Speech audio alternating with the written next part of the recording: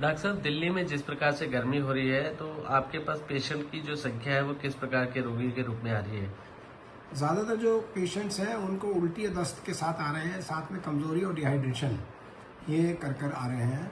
कुछ को बुखार भी साथ में होता है, वो भी आ रहे हैं। दिल्ली में एक मौत भी जो गर्मी के कारण सामने आई है और 7 पेशेंट जो है आरएमएल में एडमिट भी बताया जा रहा है। आपके हिसाब से जो सुझाव है वो क्या है इस गर्मी से बचने के? देखिए, गर्मी से बचना है तो आपको गर्मी में न जाएं, खासतौर से 11 से 3 बजे के बीच, मतलब दोपहर में गर्मी में बाहर न निकलें। और दूसरा, जाना है तो आप साथ में अपने हीट किट लेकर चलें, जिसका मतलब है सर को कैप से कवर करें, गमछे से कवर कर लें या हेड से कवर करें, गॉगल्स लगाएं, पानी की बोतल रखें, ओआरएस का घोल रखें, या और जितना पसीना आ रहा है उसको बार बार पोंछते रहें। आधे घंटे 1 घंटे में अगर आपको प्यास भी नहीं लग रही है तो पानी ज़रूर पिएं, और साथ में अगर ओआरएस का घोल है तो और ज़रूर पिएं। और ख़ास तौर से मैं बच्चों को, 4 साल से कम बच्चों को बाहर नहीं भेजें दिन में।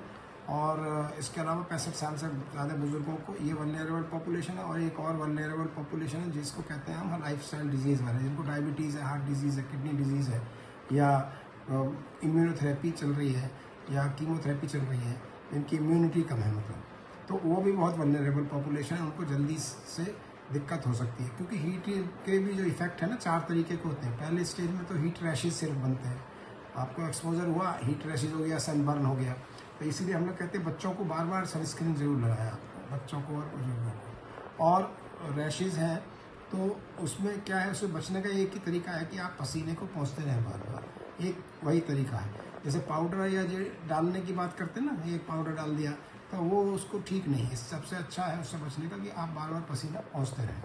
इससे अगर नेक्स्ट स्टेज में आप आ गए तो आपको पता चला हीट क्रैम्प्स होने लगे, कि पता चला मसल पेन होने लगे, पैरों में दर्द होने लगा, हाथ की मसल्स में, चेस्ट मसल्स में दर्द होने लगा, आपका प्यास ज़्यादा लगने लगी, आपका डिहाइड्रेशन हो गया, आँख अंदर धंसने लगी, आपको चक्कर आ सकते हैं, गिडीनेस हो सकती है। इसके नेक्स्ट स्टेज में आपको हीट एग्जॉशन में तो आप पता चला कि आपका हार्ट रेट बढ़ गया, रेस्पिरेटरी रेट बढ़ गया। मतलब जैसे बेसिक आप समझिए कि फ्लूइड इलेक्ट्रोलाइट इम्बैलेंस है, ये पानी की कमी हुई, साथ में इलेक्ट्रोलाइट्स की भी कमी होती है, तो इसलिए हीट क्रैम्प्स और ये सब जो होने लगे।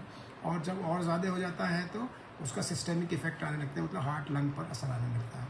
और मान लीजिए हीट स्ट्रोक, जो आपने कहा एक डेथ हुई, तो वो हीट स्ट्रोक भी हो सकता है कि जिसमें सडनली बहुत टेम्परेचर बढ़ता है, तो बहुत हाइपर पायरेक्सिया, मतलब पता नहीं 107 डिग्री 106 डिग्री करके पेशेंट भर्ती होता है, और उसके कई बार कार्डियक अरेस्ट भी सडनली हो सकता है, खासतौर से जो इसकी वल्नरेबल है, शुगर, बीपी, हार्ट की प्रॉब्लम है, इत्यादि इत्यादि है।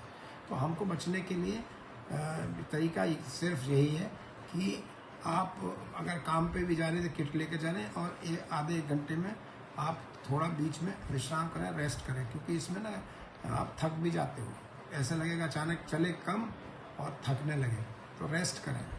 और छायादार वृक्ष के नीचे करें, किसी मॉल में चले जाएं, शोरूम में चले जाएं, या जहाँ पर सनलाइट नहीं पड़ रही है तो वहाँ पर थोड़ी देर रेस्ट करें। तो ये बहुत बहुत ज़रूरी है। और मैं इसके अलावा जो हीट है उसमें मैं दोबारा बोलना चाहता हूँ, बच्चों को और बड़ों का विशेष ध्यान रखें।